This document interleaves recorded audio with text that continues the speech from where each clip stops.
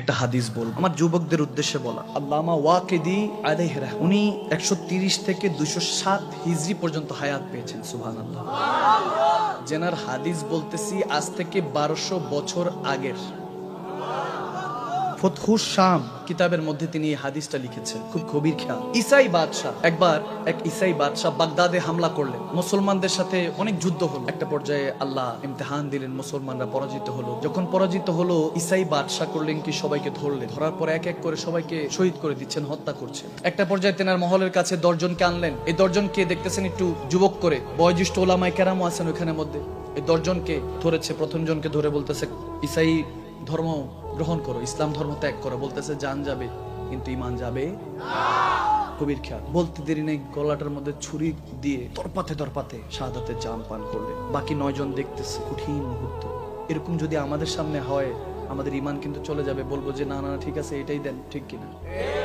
বর্তমানে আমাদের ঈমান এত দুর্বল হয়ে গিয়েছে। তখনকার ঈমানদার তেনাদের দাম দেখেন, ঈমান দেখেন কি পাওয়ার ছিল। আল্লাহু আকবার। যখন ঈমান হাল উঠবে, আল্লাহ রাসূলের ঈমান যতটুকু আপনার উপর ততটুকু আল্লাহ আপনাকে সহযোগিতা করবে। যদি বলেন আল্লাহ আমার কাজটা কালকে করে দিবে, তাহলে আপনার আল্লাহর ক্ষমতা ততটুকু। কথা বুঝেন নাই? আল্লাহ সবার জন্য এক, কিন্তু যার যার জন্য আলাদা আলাদা আছে। হিন্দুর জন্য আল্লাহ আছে, ঠিক না? খ্রিস্টানের জন্য আছে। আওয়াজ দেয় না, আরো জোরে বলতে হবে। বৌদ্ধের জন্য আল্লাহ আছে কিনা? মুসলমানের জন্য আছে, মুমিনের জন্য, কমিনের জন্য, অলির জন্য, গৌসের জন্য, আবার আমার আল্লাহ নবীদের জন্যও আছে, ঠিক কিনা? এক একজনের সাথে আমার আল্লাহ এক এক রকম। যার ঈমানের শক্তি, ঈমানের দৌলত বেশি, আমার আল্লাহ তার সাথে তত বেশি সম্পর্ক।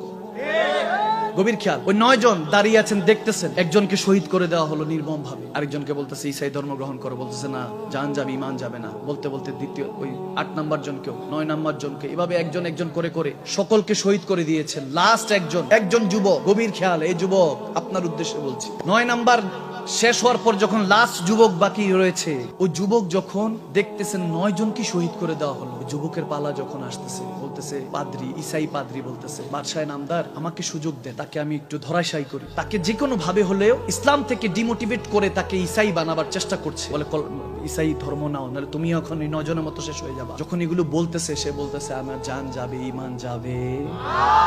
বাদশাহ বলতেছে এরা কেমন মুসলমান, গর্দান নিয়ে নিচ্ছি। নবীজি পর্দা করেছেন তখন অনেক বছর হয়ে গিয়েছে, ইন্তেকাল করেছে। রুখসাত করেছেন অনেক বছর হয়ে গেছে। বলতেছে দেখে নাই কিছু, আল্লাহকে দেখে নাই, নবীকে দেখে নাই, কিন্তু জান দিতে প্রস্তুত। এগুলো কেমন মুসলমান? সুবহানাল্লাহ।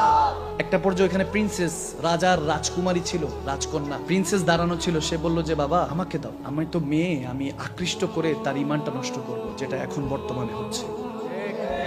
আওয়াজ দেয় না, ঠিক কিনা? এসব সোশ্যাল মিডিয়ার নামে হচ্ছে কিনা? এখন এই জামানায় অশ্লীলতা এরকম বেশি, এইরকম বেড়েছে। শালীনতা এমন পর্যায়ে, মনে হয় যেন কোথাও এক গ্রাম ছিল যেখানে একটা শালীনতা নামের কোনো এক যুবক যুবতী ছিল। এমন ভাবে হারিয়েছে ওই গ্রামের ওই শালীনতা নামের ওই যুবক যুবতীকে এখন আর এই শহরের অশ্লীলের মধ্যে খুঁজে পাওয়া যায় না। এমন ভাবে হারিয়েছে আমাদের কাছ থেকে। মুসলমান আপনাদের উদ্দেশ্যে বলছি, আল্লাহু আকবার। ওই যুবক বলতেছে না না। যখন ওই রাজকুমারী বলতেছে বাবা আমি ট্রাই করি, আমি দেখি, খাস কামরায় নিয়ে গেল। খাস কামরায় গিয়ে সে তখন উলঙ্গ হওয়া শুরু করলো। তখন ওই দেখে ওই যুবক নিচের দিকে তাকিয়ে আছে, তখন ওই যুবককে ওই রাজকুমারী বলতেছে কি ব্যাপার, আমি তোমার সামনে একটা উলঙ্গ মেয়ে দাঁড়িয়ে আছি, আমি আমার সৌন্দর্য প্রদর্শন করছি, তুমি চাইলে এখন তুমি আর আমি ছাড়া কেউ নেই, তারপর তুমি আমাকে দেখছো না, এটা কেমন ঈমান? তখন ওই যুবক বলতেছে যদি সেই রাসূলকে একবার দেখতাম, যদি সে একবার রব্বুল আলামিনকে দেখতা, যিনি সৌন্দর্য বানিয়েছেন, তেনাকে একবার দেখলে তোমার সমস্ত সৌন্দর্য ওখানে হারিয়ে যেত, ম্লান হয়ে যেত। বলতে দেরি নাই, যুবকের এরকম ঈমান দেখে ওই রাজকুমারী বলতেছে আমি কলমা পড়তে চাই। সুবহানাল্লাহ। হাদিসের মধ্যে ইমাম বলতেছেন যে একটা পর্যায়ে বলতেছে এখন আমি তো মুসলমান হয়ে গেলে বাবা তো তোমারও জান নিবে, আমারও জান নিবে, কি করা যায়? বলতেছে প্রাসাদের মধ্যে একটা গুপ্ত রাস্তা আছে, যেটা দিয়ে যদি এই প্রাসাদে হামলা হয় রাজা যাতে পালাতে পারে, এরকম একটা গুহা আছে, সুড়ঙ্গ আছে, এই গুপ্ত রাস্তা দিয়ে চলো পালিয়ে যাই। 2 জন পালানো শুরু করলো। চিন্তা করলে এটা শেষ গন্তব্য কি জানে না, পালাতে পালাতে দেখা গেল যে ঝোপঝাড় আসছে, বের হয়ে তারপর যখন সামনে আসলো, ওই প্রাসাদ থেকে বের হয়ে অনেক দূর আসলো, ভাবলো যে পিছনে কোনো প্রজারা আক্রমণ করছে কিনা, তাদেরকে খোঁজাখুঁজি করতেছি কিনা। একটা পর্যায়ে ওই সামনে যখন বের হলো, বের হওয়ার পরে দেখতেছে কারা জানি আসতেছে অন্ধকার থেকে। তারা ভয়ে আতঙ্কে, ওই যুবক যুবতী, রাজকুমারী আর ওই যুবকটা ইমানদার ওই মুসলমানটা দুজন ঘাবড়ে গেল যে কি জানি এখন হয়। দেখতেছে, বলে তোমার ওই যারা 9 জনকে শহীদ করে দেওয়া হয়েছে তারা তো মরে গিয়েছে, তোমার ইসলাম তো বলে যে কখনো শহীদরা জিন্দা হতে পারে না, ওলি আল্লাহরা মারা গেলে কখনো আর আসতে পারে না, সহযোগিতা করতে পারে না। কিন্তু কোরআন তো বলতেছে আলা ইন্না আউলিয়াল্লাহি লা খাউফুন আলাইহিম ওয়ালা হুম ইয়াহজানুন, ওলি আল্লাহদের কখনো ভয় নেই, শহীদ নবীদের কোনো ভয় নেই, কারণ তেনাদের সাথে আল্লাহ থাকে, রাসূলুল্লাহ থাকে। বলতেছে আর পার হচ্ছে, যখন গুহা ক্রস করে সামনে অগ্রসর হলো, দেখতেছে কারা জানি আসতেছে, ভয় কাঁপতে লাগলো। একটা পর্যায়ে ওই যুবক যুবতী দেখে তাণ্ডব হয়ে গেল, অবাক হয়ে গেল, দেখো ওই 9 জন শহীদ তাদের সামনে দাঁড়িয়ে আছে। 9 জন শহীদ যখন দাঁড়িয়ে আছে, তখন তারা বলতেছে আপনারা কিভাবে দাঁড়িয়ে আছেন? বলে ওই যে আগেও বলেছিলাম শহীদরা জিন্দা থাকে, আল্লাহর ওলিরা নবী রাসূলরা জিন্দা, যারা মুমিন হয় আল্লাহর পথে, রাসূলুল্লাহর পথে শহীদ হয়, তারা কখনো মুর্দা না, তারা জিন্দা। আরে যখন এরকম বলতেছে, তারা তখন পথ প্রদর্শন করিয়েছে, বলে এদিক দিয়ে যাও না, এদিক দিয়ে গেলে প্রাসাদ হবে, এদিক দিয়ে যাও তাহলে মুসলমানদের একটা গোত্র আছে, কাফের আছে, তাদের সাথে দেখা করতে পারবে, তাদেরকে রাস্তা করে দিল। হাদিসে এসেছে তারপরে ওই 9 জন শহীদরা তারা একটা পর্যায়ে অদৃশ্য হয়ে গেল দূরে গিয়ে। আরে এটা তো বান্দাদের শান বলতেছি, এটা তো বান্দাদের শান বলতেছি। আর তুমি বলো আমার নবী 8-10টা মুর্দা মানুষের মতো মদিনাতুল মুনাওয়ারায় পড়ে আছে, নাউজুবিল্লাহ, উম্মতের কোনো খোঁজ খবর নাই। অথচ হাদিসে এসেছে উম্মত যা যা করে সমস্ত কিছু আমার নবীর কাছে পেশ হয়।